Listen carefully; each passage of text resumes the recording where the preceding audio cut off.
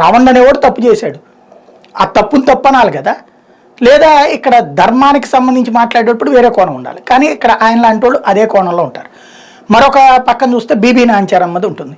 వాస్తవంగా తిరుమల తిరుపతి దేవస్థాన పౌరాణిక చరిత్రలో బోలెడన్ని ఉపకథలు ఉంటాయి. అందులో ఒక కథలో బీబీ నాంచారమ్మ మహాభక్తురాలను ఉంది, కానీ భార్య అని ఎక్కడా లేదు.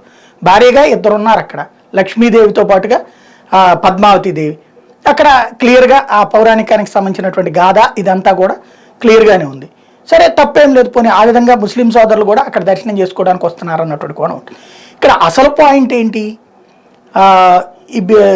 ఇది ఎందుకు చెప్తున్నానంటే ఎవరికి వాళ్ళు ఓన్ చేసుకునేటువంటి క్రమంలో జరుగుతుంది. నేను మొన్న ప్రస్తావించా, ప్రసన్న గారు, కాటరగడ్డ ప్రసన్న గారు మాట్లాడినటువంటిది కానీ, తర్వాత మొన్న కమ్మ సామాజిక వర్గానికి సంబంధించిన సభ సందర్భంగా కానీ, రెడ్లు పరిపాలించిన ఏరియాలు అంటే రెడ్లు అధికంగా ఉన్నటువంటి తెలంగాణ ప్రాంతంలో కమ్మ సామాజిక వర్గం పరిపాలించింది. ఏది కాకతీయులు మా వాళ్ళు అనే వాళ్ళు చెప్పేది. అదే సందర్భంలో ఇక్కడ కొండవీటి రెడ్లు పరిపాలించారు. అట్లాగా ఈ ప్రాంతానికి వచ్చేటప్పటికి రెడ్లు పరిపాలించింది, అంటే కమ్మ సామాజిక వర్గం ఎక్కువ ఉన్న చోట రెడ్లు పరిపాలించారు. ఇట్లాగా చరిత్రలో అట్లాంటి లెక్కలు ఉన్నాయి అన్నటువంటి చెప్పాం. దానికి ఒక మిత్రులు పంపించినటువంటి అంశం, చరిత్రలో అసలు కోణాన్ని మరుగున పరుస్తున్నారు అంటూ ఇది కూడా పంచుకోవాలనిపించింది.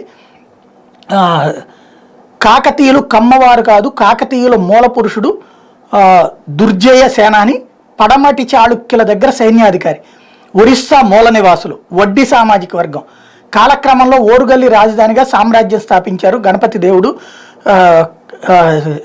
సామ్రాజ్యం స్థాపించారు. గణపతి దేవుడు కమ్మనాడుకు చెందిన నారమ్మ పేరమ్మలను వివాహమాడాడు. గణపతి దేవుడు పెద్ద కుమార్తె రుద్రమదేవిని నిడదవోలు చాళుక్య వంశానికి చెందినటువంటి వీరభద్రుడితోనూ, చిన్న కుమార్తె గణపాంబను ధరణికోట చాళుక్య వంశానికి చెందిన వ్యక్తితోనూ వివాహం జరిపించాడు. అప్పటి నుండి కాకతీయులు క్షత్రియులుగా కొనసాగారు. ఓరుగల్లు ముస్లింల వశమయ్యి ప్రతాపరుద్రుడు పట్టుబడిన తర్వాత మిగిలిన వాళ్ళు చెల్లాచెదురైపోయారు. ఛత్తీస్గఢ్, ఆంధ్రప్రదేశ్, ఒరిస్సాలో స్థిరపడ్డారు. తమను క్షత్రియులుగా చెప్పుకుంటారు. ప్రభుత్వం ఎస్టీగా గుర్తించింది. ఇప్పుడు పేరు చివరన దేవ్ ఉన్నవారు కాకతీయుల వారసులు. ఉదాహరణకి మాజీ కేంద్ర మంత్రి కిషోర్ చంద్రదేవ్, సూర్యనారాయణ దేవ్ ఎక్కువగా గోదావరి, ఉత్తరాంధ్ర, ఛత్తీస్గఢ్ ఏజెన్సీ ప్రాంతాల్లో ఉన్నారు అన్నటువంటిది ఓ చరిత్రకారులైనటువంటి మిత్రులు పంపించినటువంటిది.